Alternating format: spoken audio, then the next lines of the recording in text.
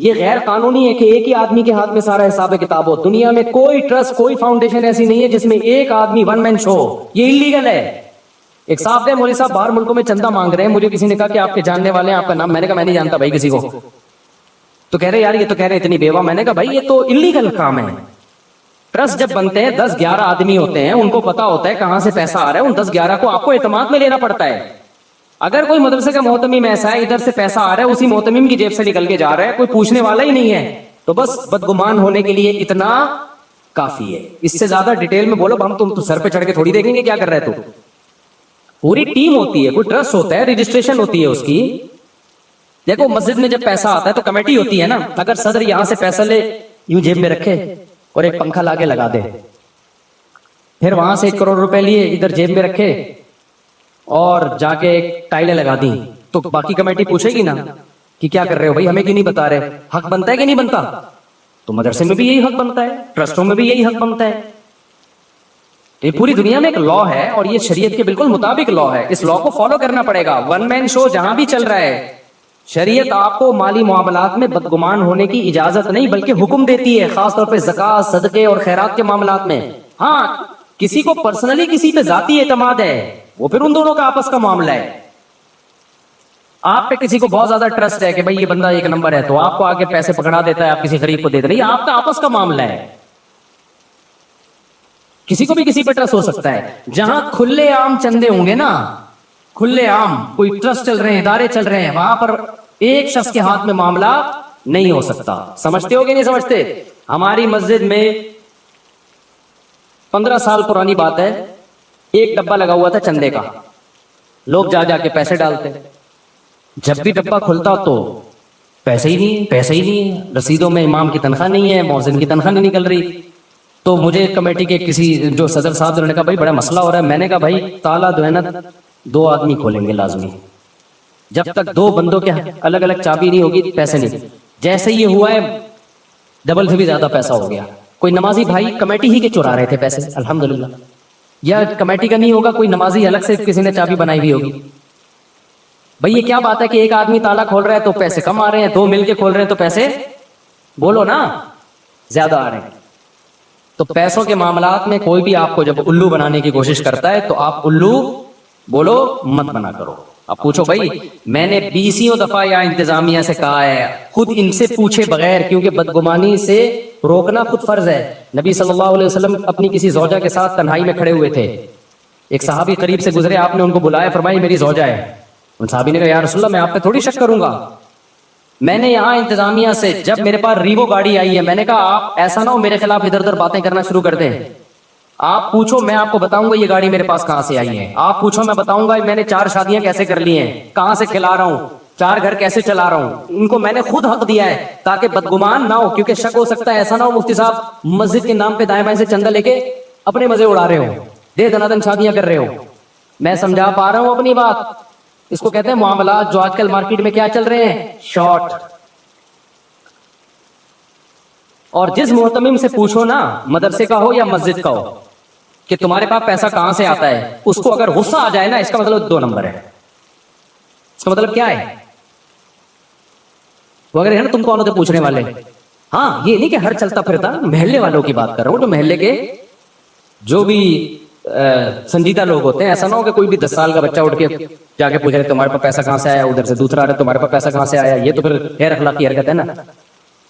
جو بھی محلے کے ذمہ دار سمجھدار لوگ ہوتے ہیں ان کو یہ حق ہے کہ آپ کے ادارے میں علاقے میں کوئی مدرسہ ہے آپ محتمم سے جا کے پوچھیں. الحمدللہ ہمارے مدارس میں میجورٹی ٹھیک لوگوں کی ہے ہمارے مدارس میں, لیکن فراڈی لوگ بھی مدرسہ بنا لیتے ہیں. علماء فراڈی نہیں ہوتے, یہ خوب سمجھ لو. مدارس کے محتمم فراڈی نہیں ہوتے, لیکن فراڈی لوگ بھی مدرسوں کے محتمم بن جاتے ہیں, بلکہ مدرسے بنا لیتے ہیں کیونکہ نوٹ چھاپنے کا بہترین طریقہ ہے. تو میں جلدی جلدی بات کو سمیٹ کے مکمل کروں.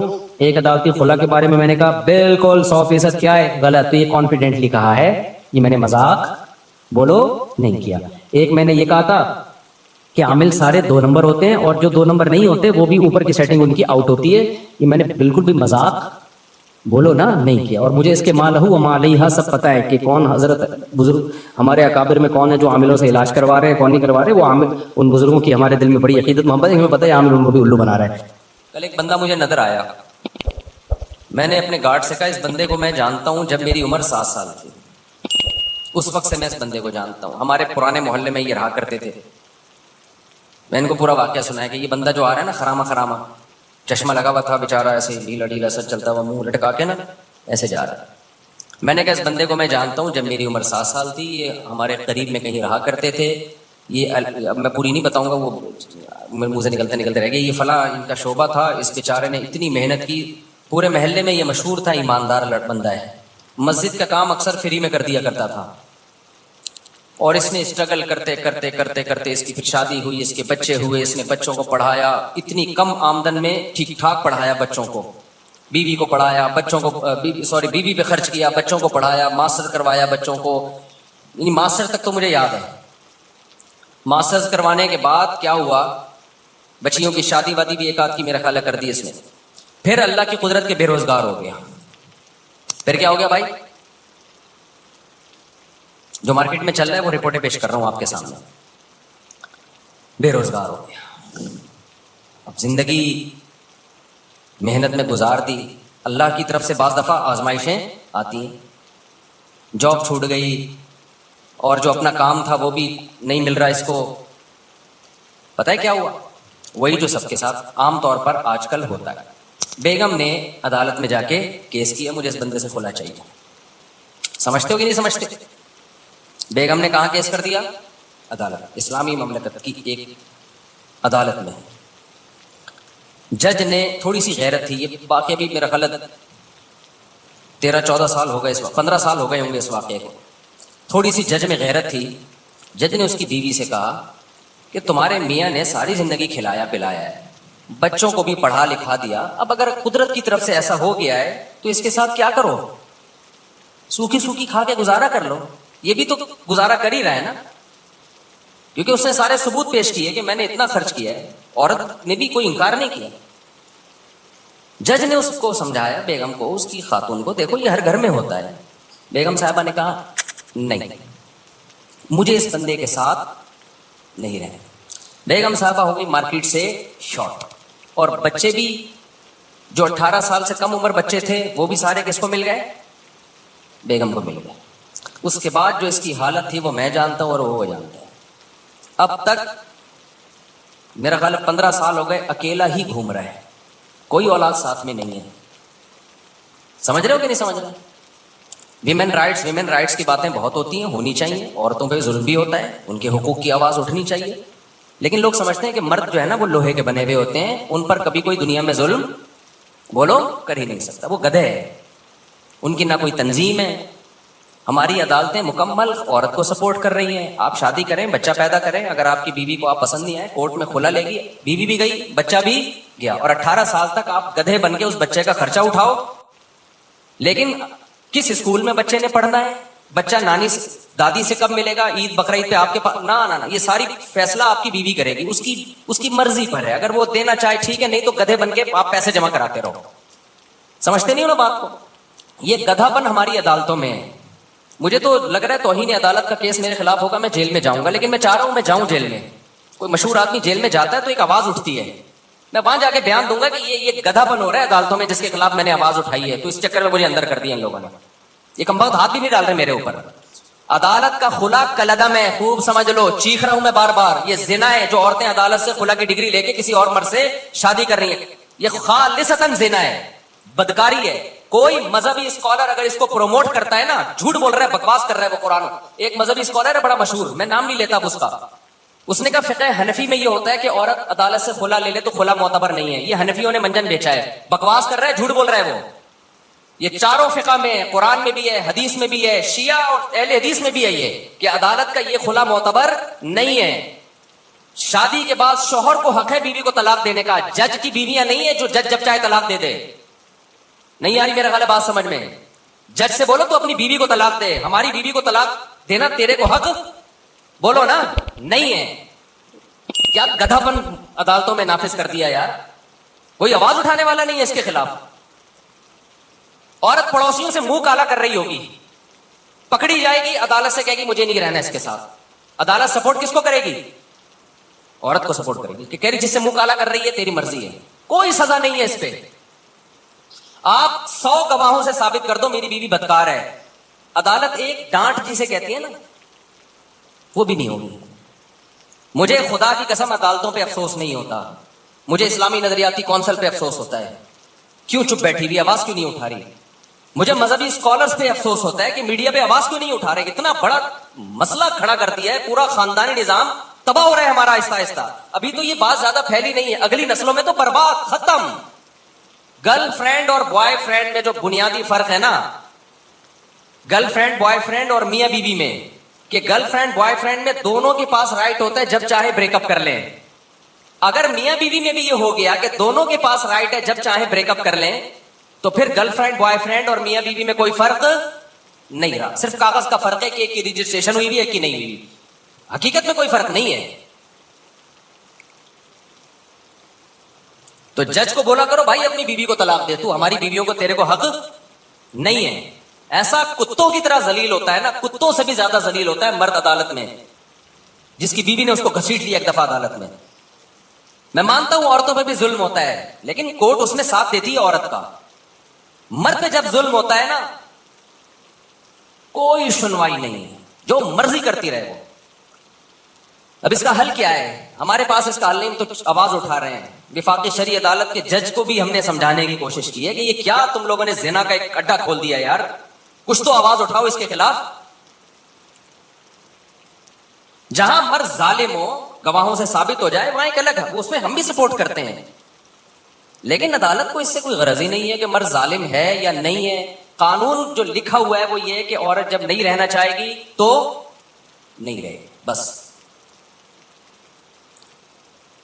چلو نہ رہنا چاہے, دفعہ و لعنت ہے جو نہیں رہنا چاہتی. بچے کس خوشی میں لے کے جا رہی ہے؟ بچے تو دونوں کے ہیں نا. اور اگر آپ کہتے ہو نہیں بچے ماں کا حق ہے, تو پھر ماں کو بولو خرچہ بھی خود ہی اٹھائے اس کا. باپ سے اگر خرچہ اٹھوا رہے ہو تو کچھ حقوق باپ کو بھی تو دو نا. یورپ سارا خرچہ باپ پہ نہیں ڈالتا, امریکہ دونوں کما رہے ہیں تو دونوں پہ ڈالے گا. یہ گدھے ان سے بھی آگے نکل گئے ہیں, انگریزوں سے بھی. کہتے ہیں نا کتا جو ہے نا, کتا, وہ کیا مشہور مثال ہے, وہ کہتے ہیں شاہ کا کتا جو ہے وہ شاہ سے زیادہ وفادار ہوتا ہے. تو ہمارے حکمرانوں کی یہ مثال ہے. گورا بھی یہاں تک عورت کے حقوق میں نہیں گیا, وہ بھی کسی حد تک باپ کو حقوق دیتا ہے. یورپ امریکہ میں دیے جاتے ہیں, خرچہ دونوں پہ ڈالتی ہیں عدالتیں. یہاں عدالت خرچہ ٹوٹلی اسلام والا کانسیپٹ لے رہی ہے کہ باپ پہ ڈالا جائے. لیکن اسلام جب کہتا ہے کہ باپ, یقیناً یہی کہتا ہے اسلام, سارا خرچہ باپ, لیکن اطاعت کس کی ہوگی؟ باپ کی مرضی چلے گی بچوں پہ. یہ والا قانون کہاں سے لے لیا؟ گورے سے. یہ تم تو دھوبی کے کتے, نہ گھر کے نہ گھاٹ کے, نہ تم اسلام کے ہو نہ تم مغرب کے ہو. اگر آپ نے خرچہ باپ سے لینا ہے سارا, تو پھر باپ کی مرضی کے اسکول میں پڑھے گا وہ بچہ. تربیت کس کی مرضی کی ہوگی؟ پھر باپ کی مرضی کی ہوگی. عدالت کہتی ہے نہیں, تم گدھے ہو اور ہم تم سے بڑے گدھے ہیں. جو ہمارے حکمران, عدالت کا بھی کیا قصور ہے؟ تو بیٹھے ہوئے, تو جو اسمبلیوں میں جو بیٹھے ہوئے ہیں ان کا قصور ہے نا یہ. تو وہ کہتے ہیں کہ نہیں, خرچہ سارا باپ دے گا, چلے گی کس کی؟ ماں کی چلے گی. تو باپ خودکشی نہیں کرے گا. تو کورٹ کے اندر قتل ہوئے ہیں. یہ تو ہماری نیوز چینل کو اجازت نہیں ہے یہ چھپا بتانے کی. کتنے کیسز ہو چکے ہیں کہ شوہر نے تنگ آ کر عدالت کے سامنے بیوی کو گولی مار کے ہلاک کیا ہے کہ یار اس عورت نے تو میرا جینا حرام کر دیا. ایک عورت کا پہلے زنا چکر چلا, مرد نے کہا چل تو نے خلا لے لیا, دفع ہو یہاں سے, وہ بچے بھی لے گئی. پھر بچوں کو باپ کے خلاف ورغلا رہی ہے, اور خرچہ سارا کون دے رہا ہے؟ باپ. وہ امریکہ سے آ گیا, ٹھیلا لگا رہا ہے باپ یہاں پہ. کورٹ نے کہا تمہیں دینا پڑے گا لازمی, ورنہ اندر کر دیں گے ہم تمہیں. بالآخر ڈپریشن میں جا کے کیا کیا ہے؟ جج کے سامنے اپنی بیوی کو گولی مار کے قتل کیا ہے. میں اس قتل کو اپریشیٹ نہیں کرتا, لیکن اس قتل پہ مجبور کون کر رہا ہے؟ یہ ہمارا نظام, جو عدالتیں ہیں. کہ آپ اس کو اتنی ڈپریشن دے رہے ہو, اتنی اسٹریس دے رہے ہو کہ وہ جرائم کا ارتکاب کرنا شروع کر رہا ہے. ایسے بھی کیسز میرے پاس ہے جس میں مرد نے اپنے آپ کو گولی مار کے ہلاک کر دیا, کیونکہ کورٹ اس کو جان ہی نہیں بخش رہی. خرچہ تو سارا تمہیں دینا پڑے گا. اب ماں کیا کر رہی ہے؟ بچے کو باپ کے خلاف ورغلا رہی ہے. باپ کہہ رہی ہے بچہ مجھے ہیروئنچی بھی کہتا ہے, مجھے نشئی بھی کہتا ہے, اور اس بچے کا خرچہ بھی کون اٹھائے گا؟ میں اٹھاؤں. ڈپریشن میں جائے گا کہ نہیں جائے گا؟ ایک نے تو بڑا ٹائٹ کام کیا. ایک کو کیا کیا, اس کی بیوی نے بول دیا کہ یہ ڈپریشن کا مریض ہے, اور کہیں جج وہ ڈاکٹر کو پیسے کھلا کے نا سرٹیفکیٹ بنوا لیا. لہذا بچے اس کے پاس نہیں جائیں گے اور یوں ہے فلانا. اس نے کہا میں ڈپریشن کا مریض ہوں نا, ثابت ہو گیا نا, گولی مار دی اس کو. اس نے کہا میں تو ڈپریشن کا مریض ہوں بھائی, میرے پر کوئی کیس. دیکھو نہ اس عورت کا قصور ہے نہ اس مرد کا قصور ہے, قصور قانون کا ہے اور اسمبلیوں میں بیٹھے ہوئے ان لوگوں کا ہے اور ان مذہبی اسکالرز کا ہے جو اس پہ آواز نہیں اٹھا رہے. جب قانون آپ کو ڈپریشن میں لے کے آپ کو ظلم کر رہا ہو نا, قانون ظلم کو سپورٹ کر رہا ہو, تو لوگ پھر خودکشیاں بھی کرتے ہیں, قتل و غارت بھی ہوتی ہے. کوئی سنوائی نہیں ہے عدالت میں مرد کی, سارے حقوق کس کو, اور جج کی جب بیوی خود اس کو ترسائے گی نا کسی دن تو اس کو ہوش آئے گا. جب یہ جائے گی نا کورٹ سے کھلا لے گی اور سارے بچے لے کے مارکیٹ سے شارٹ ہو جائے گی اور پھر بچوں کو باپ کے خلاف صبح شام ورغلائے گی, تیرا باپ نشئی تھا, تیرا باپ زانی تھا, تیرا باپ فحش فلمیں دیکھتا تھا, تیرا باپ تو خرچہ نہیں دیتا تھا, اور پھر باپ خرچہ دے بھی رہا ہو کورٹ کے ذریعے, اور اس کو یہ پتا ہے کہ جس دن میں نے نہیں دیا تو اٹھا کے مجھے اندر کر دیں گے. تو جس جج پہ جب یہ گزرے گی تو جج کو پتا چلے گا. یا اسمبلیوں میں اچھا اسمبلیوں میں جو لوگ بیٹھے ہوئے میجورٹی کا تو باپ بیوی باپ بھائی اولاد کا کوئی سیٹ اپ ہی نہیں, ان کو تو یہ مسائل پتہ ہی نہیں. اتنے اپر لیول کے لوگ ہیں کہ وہ گورے کو فالو کرتے ہیں, ان کے یہ فادر وادر ہوتا کیا ہے, کیا ہے فادر, اگر بچہ چلا گیا تو چلا گیا. ان کا پیسہ بھی اتنا ہے کہ وہ کورٹ میں پیسہ دے بھی سکتے ہیں. ان کے بچے کہاں ہوتے ہیں؟ مسائل خاندانی لوگوں کے ساتھ ہیں, عزت دار اور شریف لوگوں کے ساتھ ہیں, عزت دار باپوں کے ساتھ ہیں جن کو اولادوں سے محبت ہے, جو رکھنا چاہتے ہیں اولاد کو. کوئی سنوائی نہیں ہے بھائی. اب آپ نے اور میں نے کیا کرنا ہے, سوال پیدا ہوتا ہے. ہم تو قانون تبدیل نہیں کر سکتے, آواز اٹھا رہے ہیں ہم, تو ہم نے کیا کرنا ہے, پہلے دیکھ کے شادی کیا کرو. اگر تم نے لبرل انٹی سے شادی کی نا, وہ تمہارا سر گنجا کر کے مارے گی, یہ بتا دوں میں. ایسے عذاب میں ڈالے گی نا تمہاری نسلیں, اور میرا بیان پھر تم بعد میں سن کے رو گے کہ ہم نے کیا ہے. گھریلو لڑکیوں سے شادی کرو جو کس کو فالو کرتی ہیں, اسلام کو. وہ کہتی ہے طلاق وہ ہے جس کو اسلام طلاق مانتا ہے, میں اس کو طلاق مانوں گی. اسلام جو کہتا ہے وہ آپ کے ساتھ کمپرومائز بھی کر لے گی اور ان حقوق کا مطالبہ نہیں کرے گی جو اسلام نے اس کو نہیں دی, ان حقوق کا کرے گی جو اسلام نے دیے ہیں, اور اس کا رائٹ ہے.